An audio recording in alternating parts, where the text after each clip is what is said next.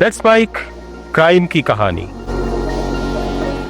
अगर उनकी बात नहीं मानी जाती उनको सप्लियां लगाई जाती हैं। अगर उनकी बात नहीं मानी जाती उनको मारा जाता है, हरासमेंट और ज्यादा टॉर्चर किए जाते हैं, जो लड़कियां अपने पेरेंट्स को भी नहीं बता सकती। लेकिन जब भी हमें कॉल आती है, बेटा कैसे हो, अम्मी बोलती है बेटा कैसे हो, अम्मी ठीक है, हम ठीक नहीं होते यहाँ। हेलो दोस्तों, क्राइम कनेक्ट पर आपका स्वागत है। आज की कहानी पाकिस्तान के भावलपुर की है। भावलपुर में एक बहुत ही मशहूर यूनिवर्सिटी है जिसका नाम है इस्लामिया यूनिवर्सिटी। हुआ ये कि इसी इस्लामिया यूनिवर्सिटी से पाकिस्तान में पंजाब पुलिस को एक खबर मिली कि इस्लामिया यूनिवर्सिटी से ड्रग्स का धंधा होता है और इसमें स्टूडेंट्स के अलावा कुछ प्रोफेसर्स भी शामिल हैं। लेकिन इस बात का कोई सबूत नहीं था और ये मामला एक बहुत ही हाई प्रोफाइल यूनिवर्सिटी का था जिसके स्टूडेंट्स पाकिस्तान में ऊंचे ओहदों पर थे। इसलिए पुलिस बिना किसी सबूत के यूनिवर्सिटी पर हाथ डालने को तैयार नहीं थी। 21 जुलाई को भावलपुर में पुलिस की नाकाबंदी थी।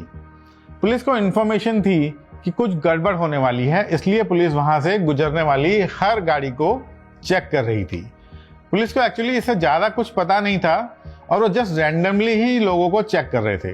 यानी वो गाड़ियों को रोकते, उसके ड्राइवर से बात करते, उनका नाम पूछते, उनके पेपर्स चेक करते और फिर उनको जाने देते। तभी वहाँ एक गाड़ी आके रुकी। नाकेबंदी के दौरान पुलिस ने उस ड्राइवर से भी पूछताछ शुरू कर दी और उससे भी उसके डॉक्यूमेंट्स मांगे। जब पुलिस ने उसकी गाड़ी की आरसी और उसका लाइसेंस मांगा तो पुलिस को ड्राइवर को देखकर उस पर कुछ शक सा हुआ। पुलिस को लगा कि यह ड्राइवर अपने होश में नहीं है, वो पूरी तरह नशे में है। और मैं आपको बता दूं कि इस्लामिक कंट्री होने के नाते पाकिस्तान में शराब नहीं बिकती है, लेकिन पाकिस्तान में शराब एक्चुअली मिल तो जाती है। पुलिस ने जब आकर उस ड्राइवर को देखा तो उन्हें लगा कि ड्राइवर शराब के नशे में धुत है और थोड़ा सा बात करने पर पुलिस को यह भी लगा कि शायद इसने शराब के अलावा कुछ ड्रग्स भी लिए हैं। देखने में तो वो आदमी एकदम रौबदार और अच्छे घर का इंसान लग रहा था और वो पुलिस पर रौब भी झाड़ रहा था। लेकिन तभी पुलिस ने देखा कि कार की पिछली सीट पर एक लड़की बैठी हुई है। पुलिस ने लड़की से पूछा, तुम कौन हो? इस पर उस लड़की ने कहा, मैं इस्लामिया यूनिवर्सिटी भावलपुर की एक अंडर ग्रेजुएट स्टूडेंट हूँ। पुलिस ने पूछा कि कहाँ जा रही हो? तो लड़की ने जवाब दिया कि मैं इनके साथ जा रही हूँ। उस वक्त वो आदमी पुलिस पर अपना रौब झाड़ रहा था, लेकिन उस आदमी की किस्मत खराब थी कि वो पुलिस वाला भी दबंग किस्म का था और उस ड्राइवर का रौब का असर उस पर नहीं हो रहा था। पुलिस वाले के जोर देने पर उस आदमी ने पुलिस को अपना कार्ड दिखाया। पुलिस ने जब वो कार्ड देखा तो पता चला कि उस आदमी का नाम एजाज हुसैन अकरम है और वो इस्लामिया यूनिवर्सिटी का चीफ सिक्योरिटी ऑफिसर है। यानी पूरी की पूरी इस्लामिया यूनिवर्सिटी की सिक्योरिटी की जिम्मेदारी इसी इंसान की थी। और उससे भी बड़ी बात ये पता चली कि ये आदमी पाकिस्तानी आर्मी का एक रिटायर्ड मेजर था।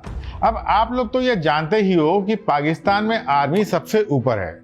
पाकिस्तानी आर्मी के लोग कानून से ऊपर हैं और उन्हें वहाँ कोई हाथ नहीं लगा सकता है। पाकिस्तान में लोग आर्मी को पुलिस से बहुत ऊपर मानते हैं और ये बात पुलिस भी जानती है, इसलिए वो आर्मी के ऊपर कभी भी डायरेक्ट हाथ डालने से डरती है। लेकिन जो पुलिस ऑफिसर वहाँ चेकिंग कर रहा था वो बहुत ही बहादुर और ईमानदार था। वो इस बात से बिल्कुल नहीं घबराया कि सामने वाला आदमी एक पाकिस्तानी आर्मी का रिटायर्ड मेजर है। उस पुलिस ऑफिसर ने उस आदमी से कहा, मान लिया आप पाकिस्तानी आर्मी के एक्स मेजर हैं और ये भी मान लिया कि आप इस्लामिया यूनिवर्सिटी के चीफ सिक्योरिटी ऑफिसर हैं, लेकिन इस वक्त आप नशे में हैं और हमें आपकी गाड़ी की तलाशी लेनी है। और जब गाड़ी की तलाशी ली गई तो पुलिस को उस गाड़ी के अंदर से हेरोइन भी मिली। उस पुलिस ऑफिसर ने अपने सीनियर्स को इस बात की जानकारी दे दी और उस आदमी और लड़की को पूछताछ के लिए थाने ले गए। पूछताछ के बाद उस लड़की को वापस उसके घर भेज दिया गया। थाने में लड़की ने अपना बयान दिया, लेकिन उस लड़की का बयान बहुत ही डरावना था। उस लड़की ने डरते हुए बताया कि मैं सर के साथ अपनी मर्जी से नहीं जा रही हूँ, बल्कि मुझे सर जबरदस्ती ले जा रहे हैं। मुझे नहीं पता कि वो मुझे कहाँ लेके जा रहे हैं, शायद अपने घर या शायद किसी सुनसान जगह, लेकिन शायद ये मेरा रेप करने वाले थे और मैं मजबूर थी क्योंकि मुझे ब्लैकमेल किया जा रहा है। जब पुलिस ने पूछा कि कैसे ब्लैकमेल कर रहे हैं तो उस लड़की ने बताया कि मेरी कुछ तस्वीरें इनके पास हैं। इसके बाद पुलिस ने पूछा कि ये तस्वीरें इनके पास कैसे आई? इसके जवाब में उस लड़की ने बताया कि इन्होंने पहले मुझे धोखे से ड्रग्स दिए, उसके बाद किसी डांस पार्टी में मुझे लेकर गए और जब मैं होश में नहीं थी तो इन्होंने मेरी फोटोज खींच ली। और मैं ऐसी अकेली नहीं हूँ, मेरी जैसी इस्लामिया यूनिवर्सिटी में बहुत सी लड़कियां हैं। लड़की के इस बयान के बाद पुलिस वालों ने लड़की को तो छोड़ दिया, लेकिन इस चीफ सिक्योरिटी ऑफिसर को उसके घर तलाशी के लिए ले गए। मेजर साहब के घर से इंपोर्टेड शराब की बहुत सारी बोतलें मिली। ये बात पाकिस्तान में चौंकाने वाली है, क्योंकि वहां मुस्लिम्स के लिए शराब पीना इलीगल है। घर के तलाशी लेने पर पुलिस को 2 फोन बरामद हुए। जब पुलिस ने उन दोनों फोन्स को खंगाला तो पुलिस की आंखें खुली की खुली रह गई। उनमें हजारों की संख्या में तस्वीरें और वीडियोस थे। ये तस्वीरें उस यूनिवर्सिटी में पढ़ने वाली लड़कियों की थी और कुछ तस्वीरें उस यूनिवर्सिटी में पढ़ाने वाले प्रोफेसर्स की भी थी। ये सारी तस्वीरें अश्लील और आपत्तिजनक थी। ये तस्वीरें देखकर पुलिस वालों की समझ में आ गया कि मामला बड़ा और संगीन है और उसने फिर से अपने सीनियर्स को फोन किया। ये बात जब पुलिस के सीनियर ऑफिसर को पता चली कि पकड़े जाने वाला आदमी पाकिस्तानी आर्मी का रिटायर्ड मेजर है तो एक बार को तो वो घबरा गए, लेकिन उस आदमी की गाड़ी में ड्रग्स पकड़े गए थे। और ये बात पहले से ही इस्लामिया यूनिवर्सिटी से कंप्लेंट आई हुई थी कि इस्लामिया यूनिवर्सिटी में ड्रग्स का धंधा होता है, इसलिए पुलिस के लिए इस बात को इग्नोर करना पॉसिबल नहीं था। पुलिस पिछले 6 महीने से इस कंप्लेंट के ऊपर चोरी छिपे अपनी जांच कर रही थी और अब ये सबूत हाथ मिल गया था तो उन्होंने मेजर से अपनी पूछताछ जारी रखने का फैसला लिया। क्योंकि पुलिस ने मेजर को नशे की हालत में ड्रग्स के साथ गिरफ्तार कर लिया था तो मेजर अकरम के लिए भी अब झूठ बोलना मुमकिन नहीं था। इसलिए इजाज अकरम ने पुलिस को पूरी कहानी बता दी। उसकी कहानी सुनने के बाद सबसे पहले पुलिस ने 2 और आदमियों को गिरफ्तार कर लिया। इनमें से एक आदमी तो इस्लामिया यूनिवर्सिटी का चीफ फाइनेंशियल ऑफिसर था और उसका नाम था अबू बकर। दूसरा इस यूनिवर्सिटी का ट्रांसपोर्ट इंचार्ज था और उसका नाम था मोहम्मद अल्ताफ। अब पुलिस की गिरफ्त में 3 लोग थे, security in-charge major Ijaz Akram, chief financial officer Abu Bakar और chief transport officer Mohammad Altaf. Police ने इन तीनों से अलग अलग पूछताछ शुरू कर दी। पुलिस ने जब इनसे सख्ती से पूछताछ की तो इन्होंने पूरी कहानी पुलिस के आगे खोल दी। ये लोग घबरा गए थे क्योंकि पुलिस के हाथों में वो सारी तस्वीरें थी जो इनकी इन्वॉल्वमेंट का पुख्ता सबूत थी। उन्होंने पुलिस को बताया कि पिछले कई महीनों से हमारी यूनिवर्सिटी में ड्रग्स का धंधा चल रहा है और इस धंधे को चलाने के लिए 11 स्टूडेंट्स ने स्पेशल इस यूनिवर्सिटी में एडमिशन लिया है। ये लोग कैंपस के अंदर ही रखते थे या फिर कभी कभी कैंपस के बाहर किसी फार्म हाउस पर भी ये सब लोग ये काम करते थे। फिर ये अपने शिकार को ढूंढते थे। टारगेट और शिकार या तो इसी यूनिवर्सिटी की स्टूडेंट्स होती थी या फिर इसकी लेडी प्रोफेसर्स। जो कोई प्रोफेसर नौकरी की जरूरतमंद होती थी उन्हें कहा जाता था कि नौकरी के एवज में उन्हें ये पार्टीज ज्वाइन करनी पड़ेंगी और वहां इन्हें धोखे से ड्रग्स दिए जाते थे और फिर नशे की हालत में इनकी न्यूड तस्वीरें खींच ली जाती थी। इसी तरीके से लड़कियों को भी अपना शिकार बनाया जाता था। बहुत सी लड़कियां पढ़ाई में कमजोर थीं, उन्हें कहा जाता था कि हम तुम्हें एग्जाम में पास करा देंगे। ये लोग कहते थे कि बदले में तुम्हें हमारी पार्टीज ज्वाइन करनी होगी। उसके बाद फिर इन्हें किसी फार्म हाउस में या कैंपस में ही किसी पार्टी में बुलाया जाता था और उन्हें धोखे से ड्रग्स दे दी जाती थी। ड्रग्स देने के बाद जब वो होश में नहीं होती थी तो उन लड़कियों का था और उसके बाद इनकी न्यूड तस्वीरें उतार ली जाती थी और एक बार ये लड़कियां इनके चुंगल में फंस जाती थी तो फिर ये लोग इन्हीं लड़कियों को और लड़कियों को फंसाने के लिए ब्लैकमेल करते थे। अपनी इज्जत के डर से ये लड़कियां दूसरी लड़कियों को बहला फुसलाकर इनकी पार्टियों में लाती थी और फिर उनके साथ भी वही सब होता था जो इनके साथ हुआ। इस तरह के घिनौने खेल में सिर्फ ये 3 लोग ही नहीं थे, बल्कि इस यूनिवर्सिटी के और भी टीचर्स शामिल थे।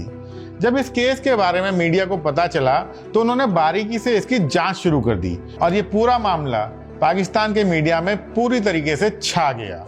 कहते हैं इन लोगों ने लगभग 5500 विक्टिम्स को इस तरीके से फंसाया हुआ था, जिनमें यूनिवर्सिटी की स्टूडेंट्स और फीमेल टीचर्स थी। इन फोटोग्राफ्स के जरिए ये लोग इन्हें सेक्स ब्लैकमेल करते थे और इन्हें अपनी चेन को आगे बढ़ाने के लिए दबाव डालते थे। चेन से मेरा मतलब ये है कि एक पीड़ित लड़की ब्लैकमेल होकर दूसरी को लेकर आएगी और दूसरी तीसरी को।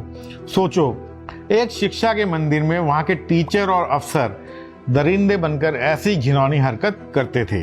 इस पूरे केस की और ज्यादा डिटेल में तफ्तीश होने पर इसमें एक बहुत बड़ा नाम सामने आया जो पाकिस्तानी फेडरल गवर्नमेंट में मिनिस्टर था। इस मिनिस्टर का नाम था तारिक बशीर चीमा। असल में नाम इसके बेटे का आया था जिसका नाम था वलीदाद चीमा। ये शख्स इस यूनिवर्सिटी का स्टूडेंट था। ये एक ड्रग एडिक्ट था और ड्रग सप्लाई करने का धंधा भी करता था। यही इसी पूरे खेल का मास्टरमाइंड था। रिटायर्ड मेजर और बाकी लोग तो इसके अंडर काम कर रहे थे। जैसे जैसे इस पूरे मामले का सच सामने आ रहा था वैसे वैसे बातें साफ हो रही थी। जो बातें पहले सिर्फ शक थी वो अब सबूत बन चुकी थी और ये बात साफ होती जा रही थी कि ये सिर्फ एक आदमी का खेल नहीं था बल्कि ये तो एक पूरा सिस्टम था। सबसे पहले कार्रवाई उस इंसान पर हुई जो अपने आप को कानून से ऊपर समझ रहा था, यानी रिटायर्ड मेजर इजाज हुसैन अकरम, जिसके ऊपर पूरी यूनिवर्सिटी की सिक्योरिटी की जिम्मेदारी थी, जिसे लोग एक रौबदार इज्जतदार ऑफिसर मानते थे। उसी को उसकी पोस्ट से बर्खास्त कर दिया गया। लेकिन बात यहीं खत्म नहीं हुई। उसके खिलाफ prevention of electronic crime act यानी पेका के तहत केस दर्ज किया गया। अब यह मामला सिर्फ ड्रग्स या अब्यूज तक ही सीमित नहीं था। इसमें डिजिटल ब्लैकमेलिंग, अश्लील कंटेंट बनाना और उसका इस्तेमाल करना भी शामिल था। अब पुलिस को साफ दिख रहा था कि ये एक ऑर्गेनाइज्ड नेटवर्क है और इसी नेटवर्क के दूसरे चेहरे भी एक एक करके सामने आने लगे थे। यूनिवर्सिटी का chief financial officer Abu Bakar और ट्रांसपोर्ट इंचार्ज मोहम्मद अल्ताफ, ये दोनों लोग भी इस गंदे खेल में शामिल थे। इन दोनों लोगों को भी उनके पद से हटा दिया गया और फिर इनको जेल भेज दिया गया। सोचिए, एक यूनिवर्सिटी जहां बच्चों का भविष्य बनता है, वहीं के बड़े अधिकारी उसी सिस्टम को अंदर से सड़ा रहे थे।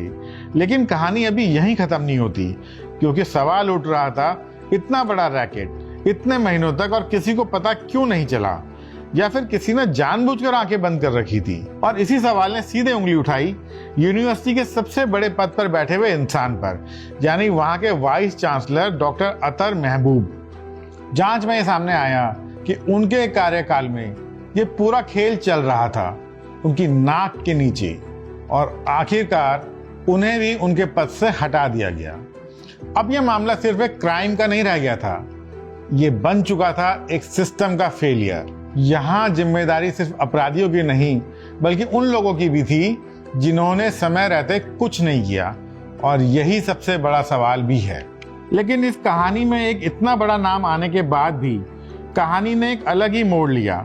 जहां पर आम लोगों के ऊपर तो तुरंत कार्रवाई हो रही थी, वहीं उस बड़े आदमी यानी कि मंत्री के बेटे वाले चीमा ने इन सभी आरोपों को सिरे से खारिज कर दिया। उसने साफ कहा यह एक पॉलिटिकल साजिश है और उसे फंसाने की कोशिश की जा रही है। जांच समितियों ने उससे पूछताछ की लेकिन उसके ऊपर किसी तरह की सख्ती नहीं बरती गई, और यहीं से कहानी में वो दरार दिखती है जहां कानून और ताकत एक दूसरे के सामने खड़े नजर आते हैं।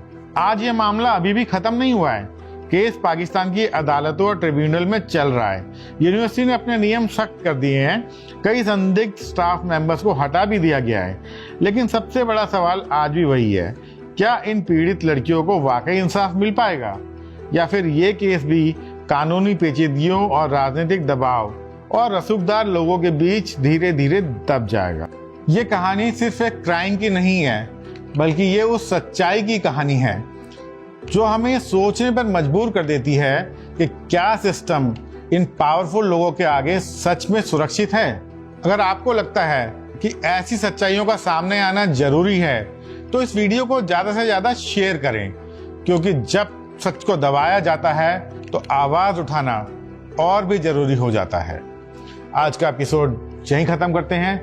मिलेंगे आपसे एक और नए एपिसोड में। तब तक के लिए मुझे इजाज़त दीजिए। नमस्कार।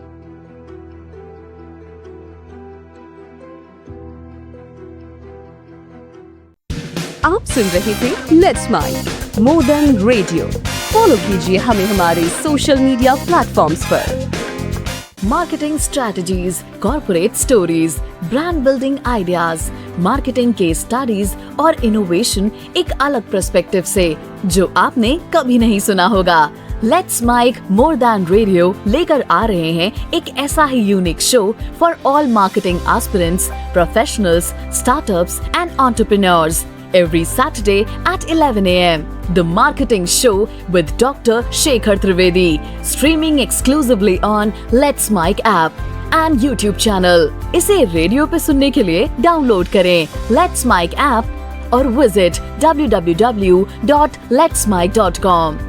Let's Mic, अब खबरें रेडियो ऐप पे। ये है मोर दैन रेडियो।